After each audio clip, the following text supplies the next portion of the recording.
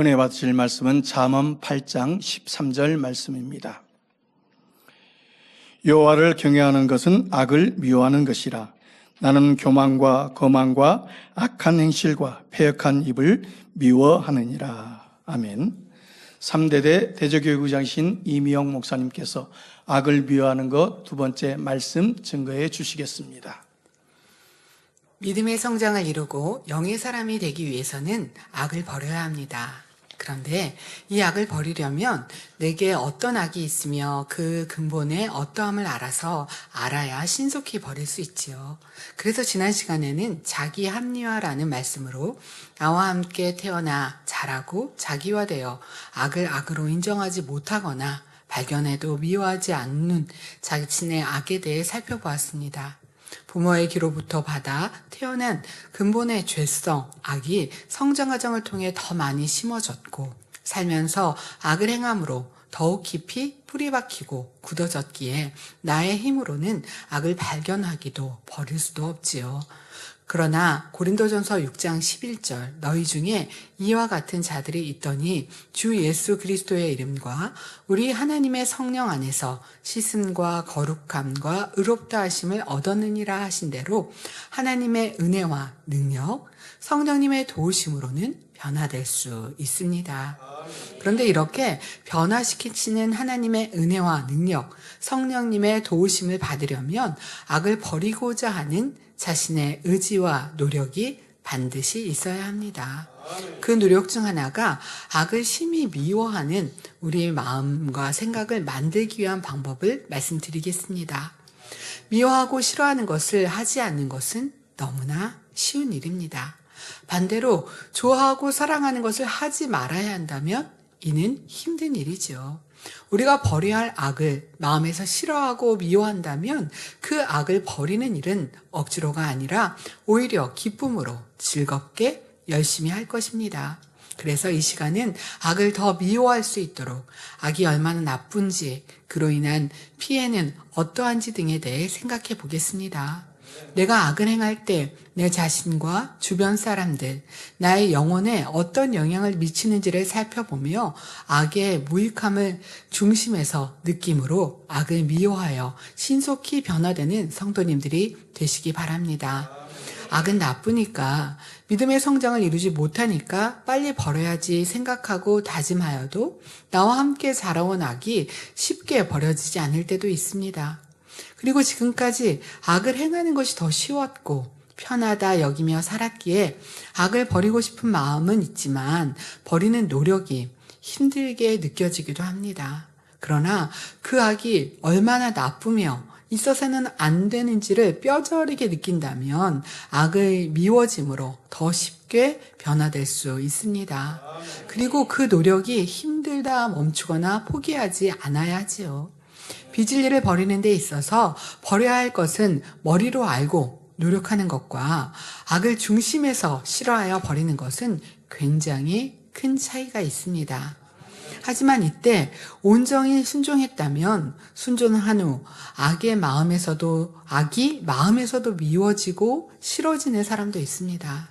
순종을 통하여서 그 마음 중심이 곧기 때문에 순종의 축복으로 악이 싫어지고 끊어질 수 있는 것입니다.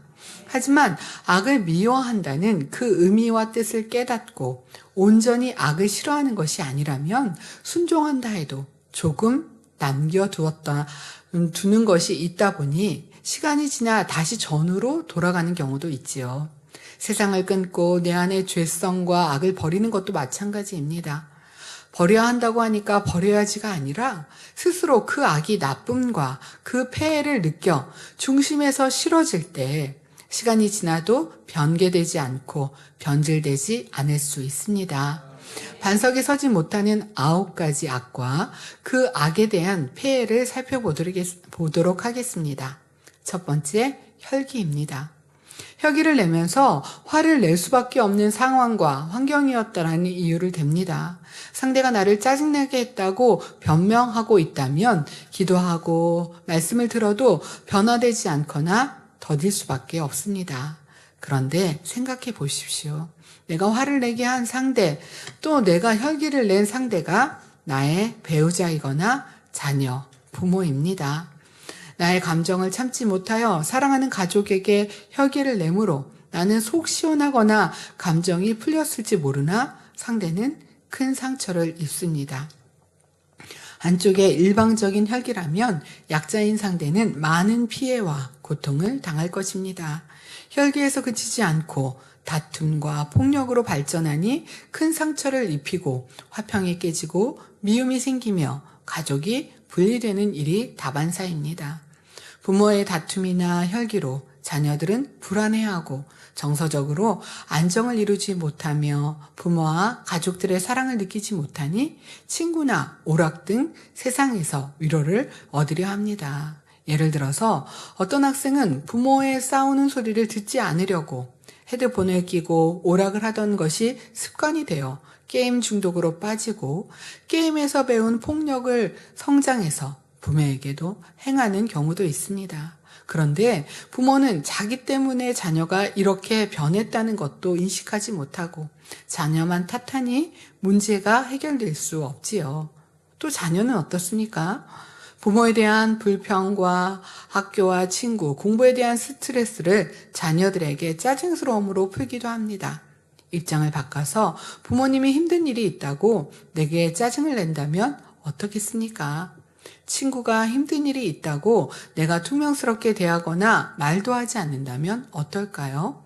대부분 서운하고 힘들어지며 속상하고 그런 일이 반복되면 사이가 멀어지고 사랑이 식어질 것입니다. 이렇게 상대가 내게 혈기를 내며 자신은 힘들고 마음이 아프면서 나는 상대에게 나의 악한 감정, 혈기를 미안함도 없이 행하고 있으니 얼마나 못된 일인지요. 또 겉으로 드러난 육체의 일인 혈기만이 아니라 표현하지 않는 마음속의 짜증스러움도 마찬가지입니다. 우리는 상대가 내게 우호적이고 우호적인지 그렇지 않은지 느낍니다. 내가 하는 말을 상대가 좋게 생각하는지 불편해하는지 잘 느끼지요. 말이나 행동에서 혈기를 내지 않았어도 마음에 있는 짜증, 혈기는 표정이나 분위기로 충분히 느낄 수 있습니다. 이런 혈기가 육체의 일로 나오거나 육신의 일로 나타나는 모든 것이 얼마나 남을 배려하지 않고 자기만 생각하는 이기적인 모습인지 깨달아야 합니다. 혈기를 내는 것은 자신의 감정만 중요시하는 것이고 나의 행동이 상대를 얼마나 힘들게 하며 상처를 입히며 화평을 깨며 사랑이 식어지게 하는 것인지 느껴야 합니다. 더욱이 화평이 깨어지는 곳에 사단이 역사하니 시험할라니 이 마음을 알아야 하지요. 또 순간의 악한 감정, 혈기나 짜증을 다스리지 않고 말과 행동으로 표출하거나 마음에 짜증스러움을 갖는다고 무엇이 달라집니까? 혈기를 낸다고 내 의견이 관철되거나 상대가 나를 존중해 주는 것이 아니지요. 세상에서도 상점, 식당 등에서 자신의 유익을 구하고 불평케 하는 손님이 있습니다. 종업원들을 귀찮게 하는 손님, 불평, 불만, 많은 손님들이라 생각하고 기분 나빠합니다. 혈기를 내니 마음이 편하고 좋은 것도 아니죠. 더더욱 성령이 내주하시는 구원받은 성도들이라면 악을 바라니 더 공고해질 것입니다. 이렇게 혈기라는 악이 얼마나 무익한지 궁구하고 내게 있는 혈기를 미워하십시오. 그런 마음으로 기도한다면 기도가 더 간절해질 것이며 기도만이 아니라 삶 속에서도 혈기에 대한 느낌이 달라질 것입니다. 전에는 혈기를 낼 때 상대를 탓함으로 배우자나 자녀에게 큰 소리를 내면서도 미안해하지 않았습니다. 하지만 이제는 혈기라는 악의 폐해와 좋지 않은 결과를 인식하고 내 악 때문에 혈기가 나온다는 사실을 인정하니 혹 혈기를 낸 후에도 미안함과 후회가 생길 것입니다. 그러면 전보다 발전한 것입니다. 더 그런 생각과 마음을 조심하고 주의해서 변화시켜가야 합니다. 뿐만 아니라 상대의 혈기를 선으로 받을 수 있다면 얼마나 아름다울까요? 상대가 생각이 달라서 불편하고 힘든 것이 있을 때 감동을 주고 그 마음을 풀어줄 수 있는 마음. 근데 말로는 선하게 하려고 하지만 불편한 감정을 갖고 있는 것이 아니라 마음 중심에서 이해하고 선과 사랑으로 할 수 있다면 얼마나 아름다운 마음일까요? 이렇게 후회와 미안한 마음을 가지고 열심히 기도하고 자신의 악을 눈물로 회개하며 성령님의 도우심을 구한다면 내게 깊이 자리 잡은 혈기라 해도 버릴 수 있습니다. 우리는 죽어지는 미랄이 되자는 말씀을 들었습니다. 그리고 가정에서 구습을 벗어야 된다 말씀하셨습니다. 그런데 가정에서 구습을 벗어야 하는데 엄마가 자녀들에게 짜증스럽게 표현을 하거나 또 엄마가 자녀에게 어떤 것을 말할 때 더 자녀를 배려하고 자녀 입장에서 말하지 못한다면 그 구습을 가지고 있다면 이것을 기억하고 마음에 두고 노력해 나가서 벗어질 때 더 온전하고 또 그것을 통해서 죽어지는 미랄이 되어질 수 있습니다. 두 번째는 감정입니다. 불편함과 서운함 등을 말합니다. 감정이란 마음 안에 있는 다양한 비진리가 느낌과 함께 올라오는 것으로 혈기보다 포괄적인 개념이라 할 수 있습니다. 대표적으로 불편함과 서운함에 대해 말씀해 주셨는데요. 누군가 자신에게 안 좋은 말을 하거나 지적하고 책망을 했을 때 불편함이 생깁니다. 내가 존경하고 믿을 만한 분이 지적을 하면 아멘이라고 하겠지만 나보다 못하고 못하다고 생각하는 사람이나 비슷한 사람이 나를 지적하면 이내 불편해지지요. 여기에는 이미 여러 악이 함께 담겨 있습니다. 상대를 무시하는 마음, 곧 교만함이 있기에 불편한 것입니다. 어떤 사람은 윗사람이 겉면해도 서운해하지요. 이는 사랑받고 싶고 인정받고 싶은 마음, 자기를 사랑함이 크기 때문입니다. 이도 악의 모양이죠. 자신을 섬겨주지 않거나 남이 자신을 인정해주지 않을 때, 자기가 이런 만큼 대가를 주어지지 않는 것 같을 때 불편함이나 서운함이 생깁니다. 이 또한 인정받고자 하며 칭찬받고자 하는 육의 속성이 있기 때문에 나오는 모습입니다. 또 상대가 나의 의견에 다를 때 불편해지거나 화평치 않다면 이는 자기만 옳다 하는 교만한 모습임을 인정해야 합니다. 나와 다른 성격을 가진 사람에 대해 싫어하거나 불편히 여기는 사람도 있습니다. 나만 옳다 하며 나랑 다른 사람은 틀리다 생각하는 독선적인 모습이며 이 얼마나 작은 마음, 소인배인가 생각해 보시기 바랍니다. 또 상대의 부족함이나 실수, 잘못을 보며 불편해합니다. 시편 37편 1절에 행악자로 인하여 불평하여 하지 말며 하셨습니다. 참 불편한 이유도 많죠. 조는 사람을 보고 불편합니다. 약속 시간에 늦은 사람을 보고 불편합니다. 윗사람의 부족함을 보고 불편합니다. 내가 잘한 것을 상대가 잘못하면 그것도 불편합니다. 이는 내게도 부족함이 많으면서 상대의 단점에 대해서는 용납하지 않는 모습이죠. 마태복음 7장 3절에서 5절에 어찌하여 형제의 눈 속에 있는 티를 보고 내 눈 속에 있는 들보는 깨닫지 못하느냐. 보라, 내 눈 속에 들보가 있는데 어찌하여 형제에게 말하기를 나로 내 눈 속에 있는 티를 빼게 하라 하겠느냐. 외식하는 자여, 먼저 내 눈 속에서 들보를 빼어라. 그 후에야 밝히 보고 형제의 눈 속에서 티를 빼리라.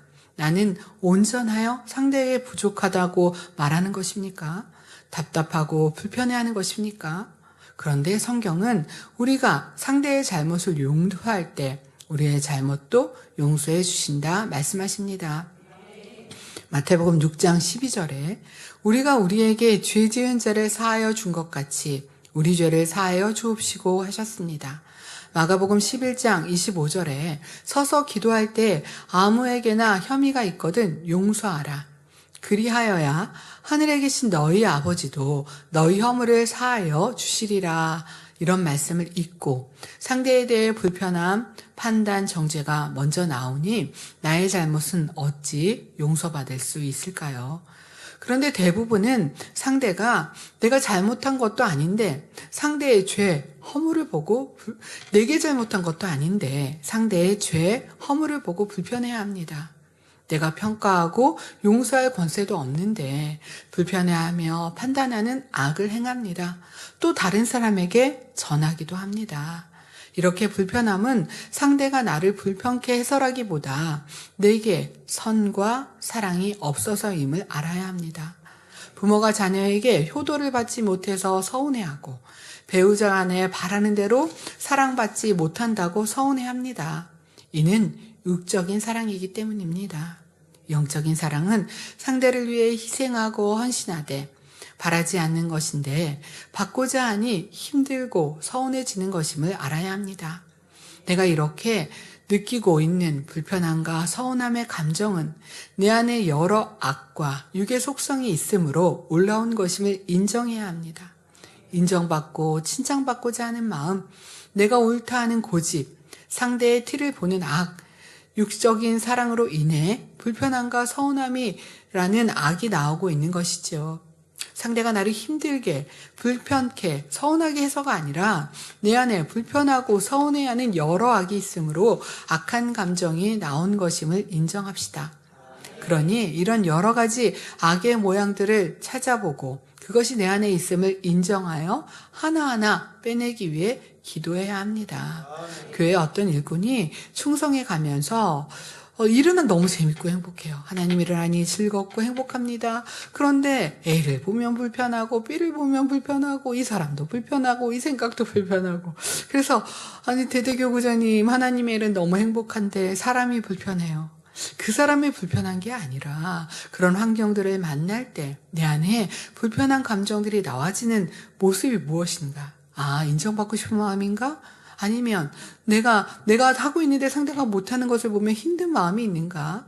어떤 것이 불편함인지 찾아서 내 안에서 원인을 찾고 빼낼 수 있는 우리가 되어야겠습니다.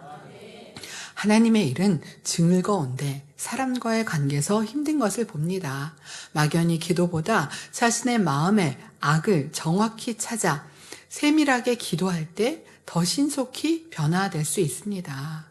기도할 때요, 어떤 상황에서도 불편해하지 않게 도와주세요. 불편함 버리게 해주세요. 라는 기도보다 더 깊게 기도해야 합니다. 더 명확하게 자세히 기도해야 합니다. 제가 칭찬받지 못했다 생각하니 충만함이 사라지고 힘들어졌어요. 이것은 제 마음에 인정받고 싶고 칭찬받고 싶은 마음이 있기 때문임을 압니다. 아버지 하나님, 이런 육의 마음 버릴 수 있도록 도와주세요.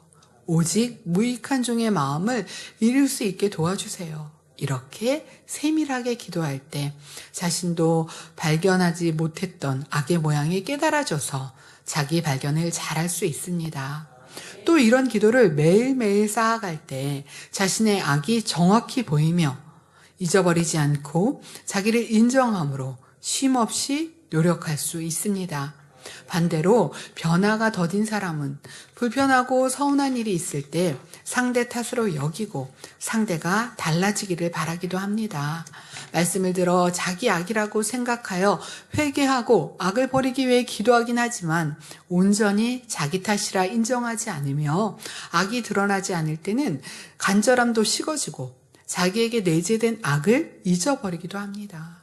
그러니 더디고 변화되는 것이 힘들다 느끼지요. 그러나 정확히 자신의 악을 발견하고 그 악이 얼마나 나쁜지 느낀다면 기도도 노력도 달라져 변화의 속도가 더 빨라질 수 있습니다. 어느 기관장이 그런 고백을 합니다. 저는 우리 기관원들을 위해서 한 명 한 명 기도합니다. 근데 기도하고 나면 행복해야 되는데 행복하지가 않아요. 라고 얘기를 합니다. 어떻게 기도하세요? 아버지 A는 좁니다. 졸지 않게 해주시고 더 간절히 기도하게 해주세요. 아버지 B는 저렇게 회비를 잘 안 냅니다. 회비를 잘 내게 해주세요. 한 명 한 명 그 상황을 기도한다는 거예요. 그래서 기관장님의 기도가 바뀌었으면 좋겠어요. A는 부모님을 모시고 이렇게 여러 일들이 있는데 그런데 열심히 모임 장소에 오려고 노력합니다. 더 힘주시고 능력 주세요. B는 생활이 조금 많이 어렵습니다. 더 그 생활에 축복 주시고 더 평통하게 인도해 주세요. 같은 내용의 기도를 할지라도 분명히 자기는 기관원들을 위해서 매일매일 그렇게 기도를 한다는 거예요.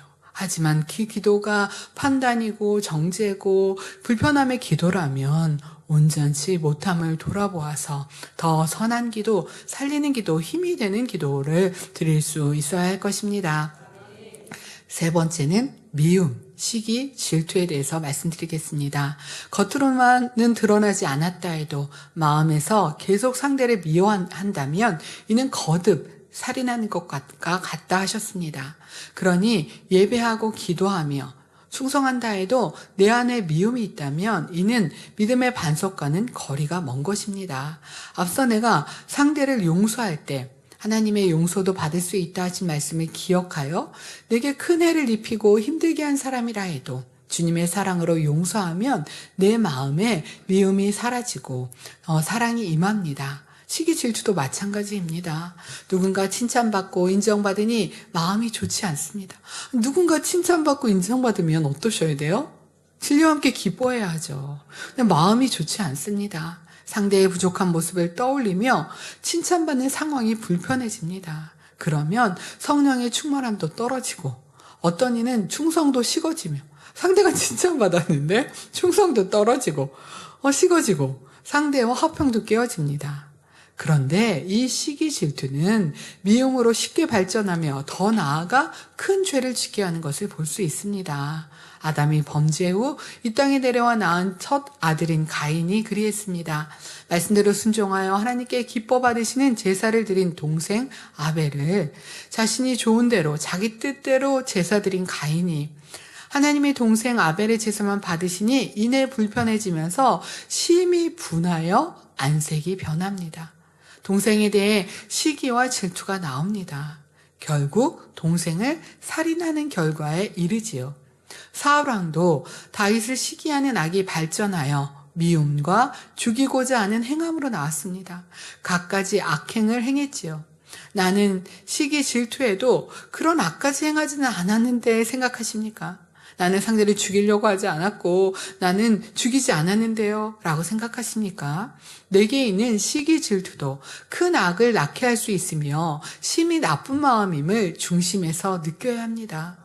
또 다른 사람과 자신을 비교하며 부족한 자신에 대해 힘들어하다가 결국 시기 질투로 발전하는 경우가 많이 있습니다. 매사에 비교하니 자신은 부족해 보이고 그러니 낙심합니다. 다른 사람이 내가 시기하는 대상에 대해 칭찬이라도 하면 칭찬하는 상대가 싫어지기도, 내가 누구를 시기하는데 그 사람을 칭찬하면 칭찬하는 사람까지 싫어지고, 또 아니면 스스로 자격지심에 들어가여 판단합니다. 분명히 상대를 칭찬한 건데 어떻게 받아요? 나의 부족함을 지적하는 거야 라는 생각까지 발전합니다. 생각하여 힘이 빠지고 오해하며 스스로 괴로움을 자처합니다. 이렇게 악은 내게도 큰 해를 입히지요. 잠언 14장 30절에 마음의 화평은 육신의 생명이나 시기는 뼈의 썩음이니라. 그러니 이 무익한 악을 신속히 버립시다. 상대가 나를 미워하니 함께 미워하고 내게 피해를 주니 나도 같이 대항한다면 세상에서도 당연한 일이라 생각하지만 이는 명백한 악입니다. 믿음의 성장을 바라며 좋은 천국을 소망하는 성도님이라면 이런 육체의 일로 드러나는 미움은 버렸을 것입니다. 하지만 겉으로는 나타나지 않는다 해도 마음에서 상대를 미워하는 것 또한 악이지요. 그런데 마음 안에서 벌어지는 미움이라는 감정은 눈에 보이지 않기에 스스로 미움이 아니라고 생각하는 자기 합리화로 덮어버리는 경우가 많이 있습니다. 상대방이 하는 일이 못마땅하고 불편하며 판단 정죄를 하면서 미워하는 것이 아니라 저 사람과는 성격이 달라서 친하지 않은 것뿐이야 하며 미움을 인정하지 않지요. 상대가 내게 피해를 주거나 나를 힘들게 하는 것 같으면 싫어서 피하면서 미움은 아니라고 한다면 어찌 변화될 수 있겠습니까? 그러니 내 안에 미움이 있는지 살핌에 있어서 상대를 사랑하고 있는가? 라는 기준에 맞추어 상대를 돌아보시기 바랍니다. 사랑하는 사람에게는요, 희생하고 섬기며 함께 있으면 즐겁고 행복합니다. 부족한 것이 있어도 이해하려 합니다. 그러나 불편한 사람, 싫은 사람, 미운 사람에게는 단점이 먼저 보이고 피하고 싶고 상대를 위해 양보하고 희생하는 것이 싫지요. 상대가 칭찬받으면 싫고 상대가 들어오면 나는 나가고 같이 있으면 불편하고 싫습니다. 이런 마음과 모습이 내게 있으면 사랑이 없는 것이요. 더 나아가 상대를 싫어하고 미워하지 않는지 깊이 생각하고 돌아보아야 합니다. 어느 일꾼이 그런 고백을 하였습니다. 목사님, 저는 누구를 불편해하지 않으려고 많은 시간 기도했고 그분과 일하면서 또 그분과 함께하면서 불편함들을 빼내려고 하였습니다. 그런데 시간이 지났고 그분이 아닌 다른 일꾼과 일하게 됐습니다. 본인이 웃고 있고 명랑하고 밝고 편안하게 그 주종님을 대하는 모습들을 본인이 보면서 내가 예전에 만났던 사람을 사랑하지 않았구나. 사랑했다면 그 말을 들어주려고 했을 것이고 사랑했다면 경청했을 것이고 함께 있고 싶었을 텐데 함께 있고 싶지 않고 말도 간단하게 하고 이런 모습들 하나하나가 내가 사랑한 것이 아니었습니다. 그것을 성령님께서 내게 깨우쳐 주었습니다. 라고 눈물로 고백하는 모습을 볼 수 있었습니다. 우리 안에 나를 합리화하는 것이 아니라 나를 더 정확히 보고 내 악의 모양이라도 악을 미워하고 싫어하고 빼내려고 할 때 더 성령님께서는 우리에게 깊은 우리의 모습을 발견할 수 있도록 도와주실 것입니다. 또 성경은 상대를 미워하는 것을 살인하는 것과 같다 하십니다. 요한일서 3장 15절에 그 형제를 미워하는 자마다 살인하는 자니 살인하는 자마다 영생이 그 속에 거하지 아니하는 것을 너희가 아는 바라. 이렇게 미움이라는 악이 얼마나 나쁜 것이며 하나님께서 싫어하는 것인지 깨달아야 합니다. 당회장님께서는 어릴 적 미움이 영적 살인임을 깨닫고 생각해 보았다고 하셨습니다. 조선시대 같은 시대에는 힘과 권세가 있는 사람이 믿고 싫은 사람에게 쉽게 해를 가하며 죽여도 큰 문제가 되지 않았지요.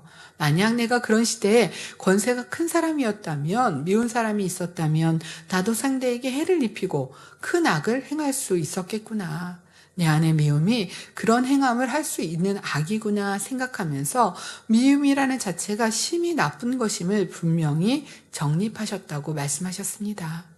교만에 대해서도 마찬가지입니다. 마음에 있는 조그마한 미움이나 싫은 감정이 상대에게 큰 해를 끼치며 원수를 맺는 큰 악을 행하지는 않았어도 누군가 싫거나 불편하고 피하고자 하는 마음도 미움입니다. 이것은 영적 살인이요 악임을 인정해야 합니다. 또 이 정도는 미움이 아니야 라고 넘기지 말고 선과 사랑이 비춰 그렇게 행치 못하고 있는 것을 잘못이라 생각하며 사랑을 심음으로 미움이라는 악을 신속히 버리시기 바랍니다. 네 번째, 거짓과 속이는 마음을 버려야 합니다. 거짓과 속이는 것은 다 자기의 유익을 구하는 마음에서 나옵니다. 순간의 어려움을 모면하기 위해 거짓말을 하며 자신을 포장하여 상대에게 잘 보이기 위해 보태거나 숨기는 등 거짓말을 하지요. 물질의 유익을 위해 상대를 속이기도 합니다.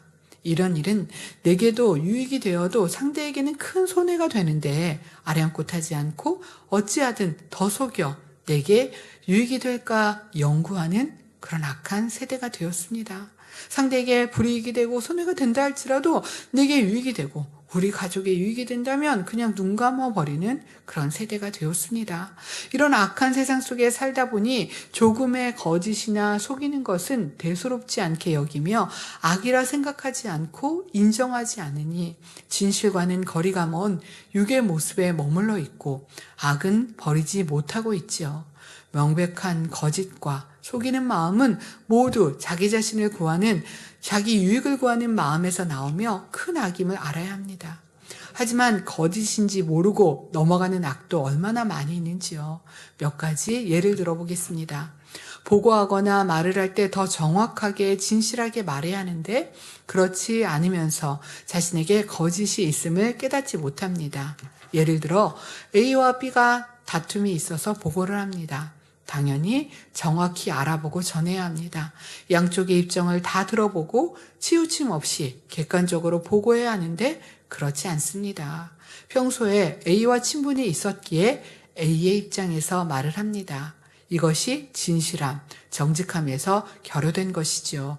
일부러 거짓말을 하려고 한 것은 아니나 내 안에 치우치는 마음, 공평하지 않는 마음이 있기 때문에 결과는 거짓 보고가 되는 것입니다. 하지만 그 마음에 거짓됨이 없이 진실한 사람은 양쪽의 얘기를 다 듣고 보고할 때에도 치우침 없이 보고합니다. A에 대해 안 좋은 얘기를 들었습니다. 그리고 나도 다른 사람에게 또 그 말을 전합니다. 그런데 시간이 지나 A에 대해서 이야기를 들어보니 오해인 것을 알았습니다. 그러면 내가 전한 사람들에게 다시 정정해야 합니다. 그런데 그냥 넘어갑니다. 내가 말을 지어낸 것도 아닌데 하며 자기 잘못 전한 말에 대해서 바로잡지 않습니다. 이는 얼마나 많은 죄를 쌓는 것인지요. 내가 본 것도 아닌데 전하는 남의 험담을 듣지 말아야 하는데 들었고 판단도 했습니다. 또 그것을 남에게 전했으며 잘못된 것을 알면서도 정정하지 않으므로 상대를 나쁜 사람이라 만들었습니다. 이런 일은 참으로 많습니다. 그러니 빚을 이는 듣지도 말고 나쁜 말은 전하지도 말아야 합니다.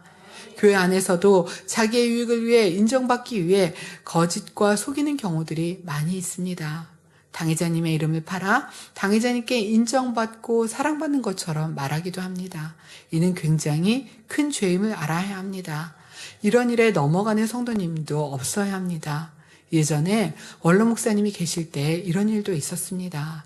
지금은 내가 드러나지 않아서 그렇지 목자님께서 나를 잘 아시고 귀히 여기고 계신다. 이후에 나를 높이 세우실 거야 라고 말하면서 자신을 높이는데 목자님의 이름을 사용한 후 돈을 빌리거나 미혹하는 경우도 있었습니다. 이제는 이런 거짓에 속해 넘어가는 어리석은 성도님들이 한 분도 없어야겠습니다. 또 자신의 공을 드러내고자 실적을 보태서 보고하거나 불리한 것을 줄이거나 없는 것처럼 보고한다면 거짓과 속이는 마음이 있기 때문입니다. 예를 들어 윗사람이 다른 사람의 한 일에 대해 책망을 하십니다. 그런데 그 상황에는 몰랐는데 나중에 알고 보니 자신의 실수로 상대가 그 일을 잘못한 것을 알게 되었습니다. 그러면 나중이라도 사실대로 말씀드려야 하는데 시간이 지났으니까 하며 자신의 실수를 말하지 않는다면 이 또한 속이는 마음이며 나로 인해 상대가 해가 되는데도 정정하지 않은 악을 더 행한 것입니다. 또 교회와 하나님께서 보정하시는 사람을 속이는 것은 하나님을 속이는 것임을 알아야 합니다. 당장은 속인 것 같고 모르시는 것 같다 해도 하나님은 다 알고 계시기 때문에 결국 시험 환난이 오고 죄담을 만드는 것이니 언젠가 회개해야 합니다. 그러니 아무리 사소한 것이라도 속이려는 마음, 거짓말하거나 숨기려는 마음 자체가 없어야 하며 자신의 말과 생각, 행함이 진실인지 항상 돌아보아야 합니다. 5번째는 판단입니다. 사람은 자기 생각이나 지식 또는 자기 보기에 선과 의를 기준으로 판단합니다. 예를 들어 열심히 구제하는 사람을 보고도 저 사람은 자기를 드러내려고 구제한다라고 생각한다면 왜 그럴까요? 자신의 마음에 선을 행할 때 남을 보이고자 하기 때문입니다. 그 마음에는 시기 질투의 마음도 담겨 있지요. 세상 말에 바보 눈에는 바보밖에 안 보인다는 말처럼 자신의 악이 많으니 그에 따라 다른 사람의 선과 사랑도 악으로 생각하는 판단, 정죄가 나옵니다. 이는 예수님 시대의 율법자, 제사장들의 모습에서 볼 수 있습니다. 선만 행하시는 예수님께 악하다 하지요. 이러한 사람들은 자기 안에 있는 악과 비진리 안에서 상대를 판단합니다. 그러니 그 판단이 맞지 않습니다. 하지만 그 마음에 선과 사랑, 진리로 가득한 사람은 판단하지 않습니다. 도리어 선으로 생각해 주기에 어떤 이해되지 않는 일도 이해하지요. 더욱이 판단은 하나님께서 엄히 경계하고 계시는 악이요 교만함입니다. 야고보서 4장 11절에서 12절에 형제들아 피차에 비방하지 말라. 형제를 비방하는 자나 형제를 판단하는 자는 곧 율법을 비방하고 율법을 판단하는 것이라. 내가 만일 율법을 판단하면 율법의 준행자가 아니요 재판자로다. 입법자와 재판자는 오직 하나이시니 능히 구원하시기도 하시며 멸하기도 하시느니라. 너는 누구간데 이웃을 판단하느냐? 또 하나님이 보장하시는 하나님의 사람을 판단하는 것은 곧 하나님께 대한 것임을 명심해야 합니다. 고린도전서 2장 14절에서 16절에 육에 속한 사람은 하나님의 성령의 일을 받지 아니하나니 저희에게는 미련하게 보임이요 또 깨닫지도 못하나니 이런 일은 영적으로라야 분변함이니라. 신령한 자는 모든 것을 판단하나 자기는 아무에게도 판단을 받지 아니하느니라. 누가 주의 마음을 알아서 주를 가르치겠느냐. 이 제단에서 선포하는 하나님의 말씀은 믿음이 아니면 깨달을 수 없습니다. 그런데 내가 여전히 세상을 짝하여 죄를 짓고 마음에 악이 가득하면서 하나님의 일과 하나님의 사람에 대해 평가하거나 말을 낸다면 이는 얼마나 어리석은 사람인지 깨달아야 합니다. 아직 내 믿음이 미치지 못하면 잠잠히 기다려야 합니다. 이 제단은 항상 하나님의 보장하시는 놀라운 일이 나타나고 있습니다. 우리가 보고 체험하는 권능은 너무나 위대한 일입니다. 당회자님께서 이 말씀을 증거하실 때쯤에, 이 설교 말씀을 하실 때쯤에 이 예화도 말씀하셨는데요. 당회자님께서 해외 손수건 집회를 가다 보면, 그때는 직무대행님도 당회자님도 아닌 부목사님이셨죠. 해외 집회를 가다 보면 한결같이 말씀이 만민의 역사가 아니면 이런 권능을 보지 못한다라고 말씀한다고 하셨습니다. 그러니 당회자님은 해외 손수건을 가지고 갈 때마다 든든하다고요. 여 목사라고 무시당한 본 적도 없고 수십 년 목회를 하고 여러 교회를 세운 목회자님들께서도 기도받기를 사모하는 모습을 본다 말씀하셨습니다. 그리고 다 목자님의 권능으로 인한 일이지요 라고 말씀하셨죠. 이런 큰 권능을 나타내는 주의 종과 제단에 대해 자기의 생각에 맞추어 맞다 맞지 않다 하거나 이렇게 하는 것이 더 좋은데 하는 일은 없어야 합니다. 나보다 나은 사람에게만이 아니라 모든 사람에 대해서 판단, 정죄는 없어야 합니다. 또 판단을 하면 대부분 수군거림과 헤아림, 비방과 정죄가 따르기에 죄의 죄를 쌓게 되는 것입니다. 특히 분별한다는 명목으로 다른 사람에 대해 이런저런 말을 하거나 이것은 진실이다, 믿을 수 있는 사람이 직접 보고 전해준 것이다 하며 안 좋은 말을 퍼뜨리는 것에 귀 기우는 사람이 되어서는 안 됩니다. 거짓을 들음으로 같이 판단하는 죄를 지을 수도 있기 때문입니다. 우리는 이런 말씀을 들을 때 저 지금 안 그런데요? 지금 안 그래도 예전에 그랬던 시간이 있다면 다시 그런 환경이 오면 또 그럴 수도 있습니다. 그렇게 내 안에 진리가 아니면 보고 듣지 말아야 하는데 누구의 말을 듣고 내가 보지도 않고도 그것을 전하고 그것을 마음에 판단하고 하는 모습들은 너무나 아버지 보시기에 큰 악이기에 빼내고 기도하며 이런 모습들이 지금 아니라도 예전에 그런 시간이 있었다면 아버지 이런 마음들을 빼내기를 원합니다 라고 더 사모함으로 변화되어 미워하고 싫어하는 우리가 돼야 될 줄 믿습니다. 아무리 기도한다고 하고 충성하며 믿음의 성장을 바라본다고 하여도 여전히 사람의 외모를 보고 판단하거나 다른 사람의 이야기나 소문만 듣고 판단하는 사람은 아직도 믿음의 반석과는 거리가 멀며 큰 악임을 알아야 합니다. 이제 판단에 대해서 정립하시기 바랍니다. 판단은 내가 재판장, 곧 하나님이 되려 하는 큰 교만입니다. 판단은 나의 생각으로 좋다, 나쁘다, 옳다, 그르다 하는 것이지 하나님 보실 때 맞다, 틀리다 하시는 것이 아님을 명심하십시오. 그리고 순간순간 판단하고 있는 생각을 물리치고 열심히 기도하여 근본의 악까지 신속히 버리시기 바랍니다. 결론을 말씀드립니다. 오늘 살펴본 혈기, 감정, 미움, 시기, 질투, 거짓, 속이는 마음, 판단 모두 하나님이 싫어하시는 악입니다. 그러니 우리도 당연히 이 악을 싫어하여 빨리 버려야 합니다. 그런데 또 한 가지 생각해야 할 것은 이 악을 행함으로 맞은 최후에 대한 것입니다. 미움, 시기, 질투를 설명한 가인은 유리하는 자가 되었고 사람을 만나는 것도 자신을 죽일까 두렵고 떨며 피하는 삶을 살아야 했습니다. 사울왕은 그 고통과 그 악기를 통해서 고통을 받았고 그 결말은 정말 너무나 불행한 죽음을 맞이하는 것을 볼 수 있습니다. 이렇게 악은 시험, 환난이요 고통이며 사망임을 깨달아야 합니다. 하지만 반대로 선과 사랑, 진리는 응답과 축복이요 행복입니다. 하나님은 빛이요 선이요 진리 자체이시기에 우리도 그 빛과 선, 진리 가운데 행하면 하나님께서 주시는 응답과 복을 받을 수 있지요. 어떤 이는 신앙생활하면서 응답과 복을 받고 항상 행복한데 그렇지 못하다면 자신의 마음에 있는 악을 버리지 않았음을 깨달으시기 바랍니다. 신속히 악을 벗고 선과 사랑, 진리 가운데 거함으로 항상 하나님께로부터 사랑과 축복만 받으시는 복된 성도님들이 되시길 주님의 이름으로 기원합니다. 들으신 말씀을 참고하시면서 다 함께 기도하시겠습니다.